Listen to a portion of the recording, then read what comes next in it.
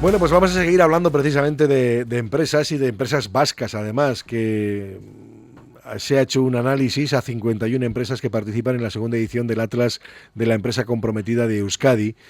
Y en este caso, pues vamos a ver cuál es su nivel, primero de gestión de los buenos gobiernos, de transparencias, de integración laboral, todo ese tipo de cuestiones que ha analizado, porque ha hecho y ha dirigido la investigación María Garayo, que es cofundadora de Sofiber, que es empresa de consultoría de empresas para empresas e inversores orientados a la transición hacia la economía sostenible y digital. María, ¿qué tal? Uno muy Egunon. bien. Y aparte, María, que ayer tuvisteis precisamente la presentación de lo que fue el informe, ¿verdad? Exacto, ayer en la sala BBK presentamos los resultados de esta segunda edición y bueno, lo hicimos público, ha salido público, está en redes sociales, tenéis el documento en redes sociales y bueno, estamos satisfechos de cómo salió la presentación. Bueno, de la primera edición a la segunda hemos encontrado alguna mejoría. Sí, hay mejorías significativas además. Tenemos en buen gobierno, estamos viendo que las empresas vascas están implantando muchas medidas de buen gobierno, implantación de códigos éticos, canales de denuncias, de una manera muy significativa. Luego la parte de las personas, la participación de empleados en la toma de decisiones de las empresas, implicación de los empleados, destacaría también. Y luego todo lo que tiene que ver fundamentalmente igualdad, una mayor participación de las mujeres en consejos de administración, en equipos directivos de empresas. Son aspectos verdaderamente se ve la mejora de manera clara, o sea, clara, la tendencia es clara. ¿Hay diferencias entre las grandes empresas y las pequeñas? A ver, sí, en el sentido de que las grandes empresas tienen una serie de requerimientos legales que obviamente les obligan a a implantar sistemas de información, modelos de gestión, y eso se nota. Pero lo que tengo que decir es que la empresa vasca, digamos, el prototipo de empresa vasca, pyme, internacionalizada, pues verdaderamente como está en el mercado internacional es muy competitiva y entonces tiene un nivel de prácticas superior al que nos podíamos encontrar en otros territorios, en otras comunidades autónomas. El tema medioambiental es claramente, o sea, el nivel de certificaciones medioambientales que tienen las empresas vascas es superior a otros territorios y eso es básicamente porque están en el mercado internacional, tienen clientes en Europa, norte de Europa, que son muy exigentes en estas cuestiones. Entonces, esas empresas tienen menos requerimientos legales, pero por demanda de los clientes internacionales, pues acaban, digamos, teniendo el mismo estándar. Sí, yo recuerdo cuando arrancaba precisamente los procesos que se hablaba de la sostenibilidad en las compañías. Ahora ya pues, se ha estandarizado tanto esta cuestión que hasta casi se la ha devaluado un poco, pero bueno. Pero de todas formas parece que las compañías sí que lo han interiorizado y lo llevan en el ADN además, ¿no? Toda la evolución en esos ámbitos. Yo creo que totalmente. Ahí esto es como un proceso que llevas a cabo, ¿no? De implantación poco a poco y llega un momento en que esto forma parte de la cultura de la empresa. Yo creo que hay aspectos ahora que sería imposible volver atrás. Ya están integrados en la cultura de la empresa. O sea, el control, los temas de igualdad, los temas de canales de éticos, por ejemplo. Ahora ese tipo de cuestiones forman parte de la realidad de la empresa. Entonces es como hemos llegado a un nivel de gestión más profesional, diría, o más avanzado, que eso ya yo, o sea, veo complicado que, ¿sabes?, que se desandara. ¿Son más transparentes las empresas cada vez más? Sí, mira, uno de los aspectos muy importantes, de un salto muy importante, ha sido el de la transparencia externa de las empresas. Tú ahora vas a cualquier página web de cualquier empresa y el nivel de información que tienes no tiene nada que ver con el que podíamos encontrar hace un par de años. Hay empresas que comunican datos generales, pero hay empresas que comunican datos de las personas que están en el consejo de administración, nivel de propiedad de la empresa. Hay más información y eso básicamente es por la legislación.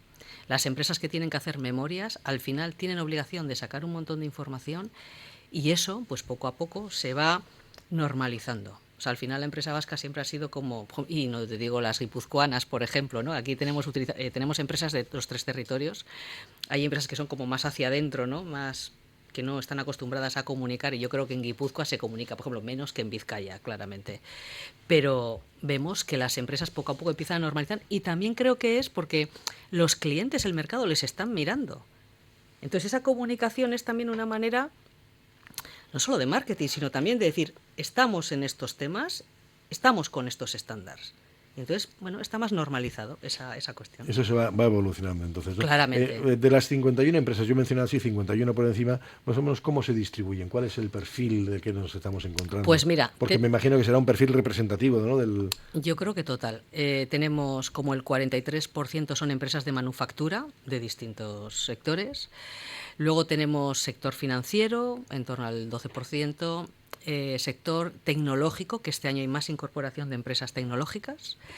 Y luego la parte sector construcción y servicios. Yo diría que están más o menos la de manufactura, que es lo más importante, y el resto luego están un poco repartidos en la misma proporción.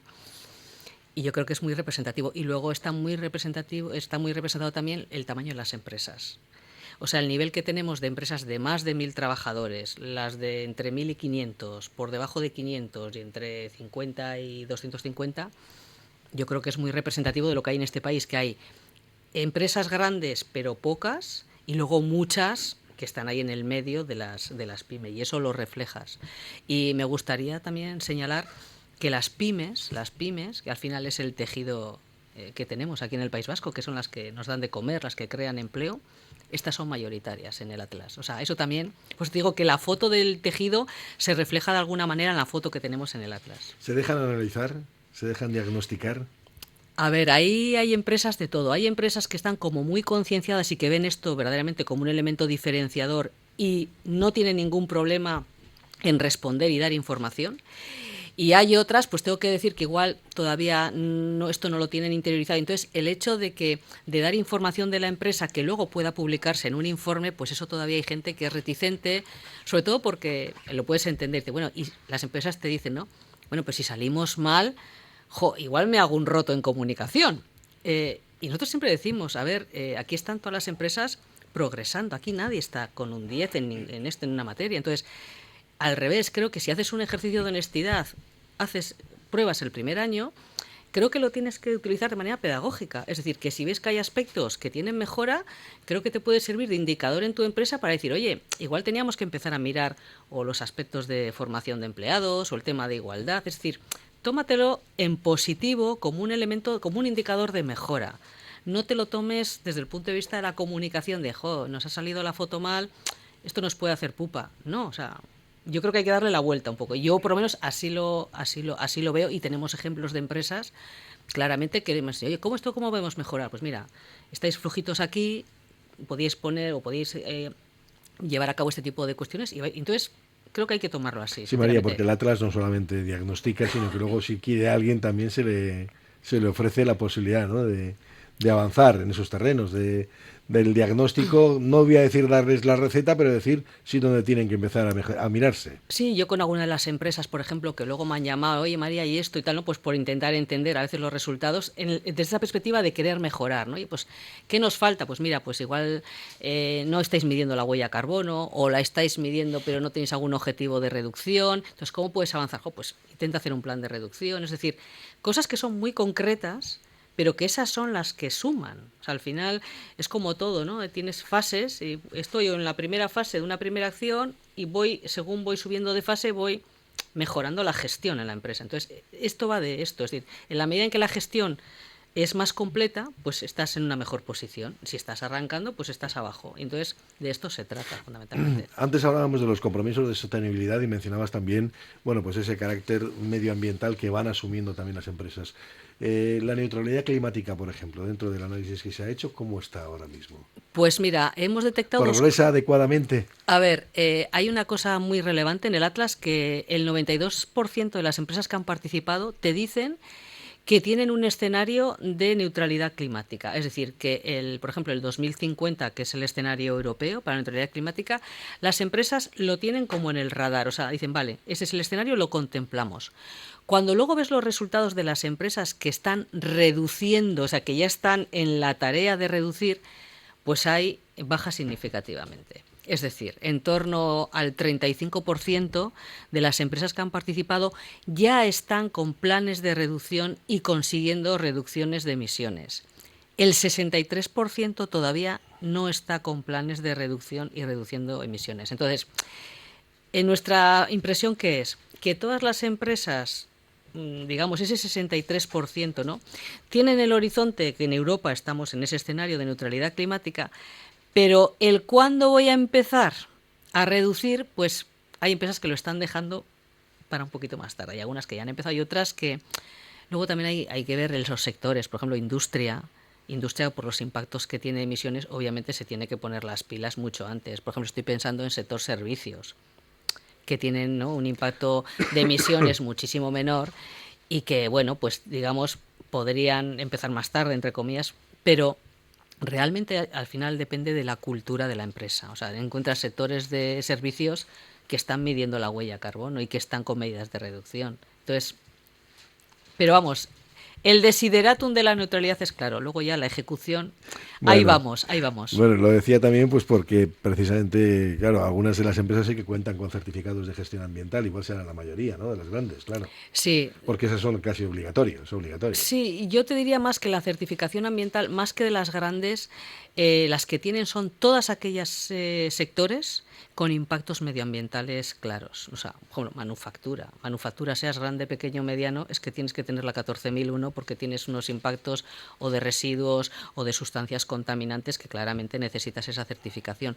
Pero, por ejemplo, en esta edición hemos encontrado que hay un aumento de empresas que tienen certificaciones de la huella carbono, por ejemplo. Es decir, que hay empresas que no solamente miden la huella carbono, sino que tienen un verificador que viene a la empresa, verifica los datos de la huella carbono, ¿no? Entonces, eso ¿por qué es? Porque evidentemente esas empresas están reportando la huella carbono a sus clientes. Sus clientes les están diciendo, dame la huella carbono, pero dámela de una manera verificada, no con datos que tengas tú, ¿no? Entonces, ahí, por ejemplo, hay un claro avance. Y cuando en el Atlas se habla de implicación social de las empresas, ¿a qué se refiere? Pues hay de distintas maneras. De implicación social es cómo te implicas, por ejemplo, en cuanto a por ejemplo, qué porcentaje de proveedores locales tienes. Por ejemplo, eso es una cosa si yo estoy contratando a empresas vascas, estoy generando empleo no solo en mi empresa, sino empleo en las empresas proveedores. Estoy generando riqueza local, ¿no? Por ejemplo, es una aplicación clara. El hecho de incorporar, por ejemplo, personas con discapacidad a mis plantillas, por ejemplo, es una manera de integrar, ¿no?, determinadas colectivos sociales a lo que es la dinámica del trabajo, del empleo y de la creación de riqueza. O sea, hay muchas maneras, ¿no? A mí esas me parecen más importantes que igual la tradicional de dar donaciones, que está muy bien, ¿no?, que puedas tener un patrocinio y una donación, pero creo que el rol de la empresa creo que tiene que ser más implicarse en lo que es el desarrollo de las personas y la creación de riqueza, de desarrollo local, ¿no? O sea, ¿Pero ha crecido esa implicación social? sí, sí, sí. Sobre todo, ya te digo, en el tema de los proveedores, aquí yo creo que hay una cultura de contratar mucha empresa local, claramente, o sea, y por eso también yo creo que hay muchas empresas que son proveedores que están mirando al Atlas porque dicen, si tengo a mis clientes, ¿no?, las grandes, las tractoras, si las tengo en el Atlas y estas empresas tractoras están mandando un mensaje de aspectos sociales o de aspectos medioambientales, si yo soy el proveedor, es que me tengo que poner las pilas. Ayer en la mesa redonda que tuvimos, por ejemplo, tanto que estuvieron Eroski, Vidrala y CAF en la mesa redonda, un aspecto común de las tres empresas en sectores muy diferentes fue una de nuestras prioridades es la descarbonización de nuestros proveedores. Pues verde y en botella, como dicen en mi pueblo. O sea, si tu cliente está diciendo que van a empezar a trabajar en la descarbonización, pues tú, si eres proveedor de esas empresas, si todavía no te lo has mirado, tienes que empezar a pensar antes de que te lo empiecen a pedir, ¿no? O sea, empieza a identificar qué deberías hacer para alinearte un poco con lo que estás. Y creo que eso es bueno porque este arraigo que tenemos de empresas hace que las tractoras aquí arrastren pues a esas pymes, ¿no?, que están de proveedores de esas empresas. Entonces me parece, al final la sostenibilidad no es el perímetro de la sostenibilidad no es tu empresa, el perímetro de la sostenibilidad es tu cadena de valor, aguas arriba y aguas abajo. Entonces ese es, yo creo, lo que tenemos que explotar aquí o avanzar aquí. Antes has mencionado que también, y eso me imagino que será en continuo avance, que son los procesos de igualdad dentro de las compañías, ¿no? No solamente de representación en las cúpulas, sino luego pues de representación en cuanto al trabajo que se hace. ¿Pactos de igualdad, por ejemplo, en la mayoría de las empresas? Sí, sí, sí, claramente. Todas las que tienen obligación legal, que son las de 50 Sí, empleados, esas todas, sí. Pero si en las pequeñas igual no hay plan de igualdad, lo que sí hay prácticas de igualdad, por ejemplo, claramente. Y creo que aquí hay dos aspectos. Uno, la falta de mano de obra en todos los sectores hace que todas las empresas necesiten buscar talento y obviamente la incorporación de la mujer en ese nuevo talento es claro, o sea, y hemos visto una progresión muy importante en, por ejemplo, tanto en mandos intermedios como equipos directivos. La mujer poco a poco, o sea, va subiendo claramente. Y eso, la falta de talento es uno de los aspectos, yo creo que también apoya o contribuye a esa incorporación de Bueno, la algo mujer. de lo que se quejan las compañías es no ya de falta de talento, sino de falta incluso de trabajadores. No, total, total. Pero ayer, por ejemplo, en la mesa redonda salió el tema de que estas estrategias, ¿no?, y esta cultura de la sostenibilidad de las empresas les está ayudando a captar talento. Es decir, hoy en día las personas, lo que buscan las empresas, ¿no?, personas con competencias y con, ¿no?, con un cierto talante, es que esas personas no quieren trabajar en cualquier empresa. Esas personas quieren trabajar en empresas que tengan unos objetivos, que tengan una determinada cultura de cuidar a las personas, de ser competitivos, pero de incorporar estos aspectos, ¿no? Y nos decían claramente, o sea, es que nosotros cuando vamos a buscar talento, tenemos que, una de las primeras cuestiones que tenemos que poner, aparte del proyecto de empresa, las potencialidades que tengas de desarrollo, es tú qué cultura de empresa tienes en este tema, ¿no? Y es un elemento diferencial claramente, y lo vemos no solo ya en las grandes empresas, lo vemos en empresas más pequeñas que dicen, ¿cómo capto yo talento? Entonces, es un aspecto que lo ponen encima de la mesa. Sí, porque hablamos de perfiles de trabajadores que antes estábamos hablando, antes de empezar la entrevista, del salario mínimo interprofesional. Claro, no estamos hablando de esos salarios y muchas veces no se antepone el salario a otras condiciones, ¿no? O digamos que la conciliación familiar, etcétera, ya entra en el esquema de mucha gente que busca trabajo. Yo creo que las generaciones que vienen ahora mismo, que se incorporan al mercado laboral, tienen otro esquema mental.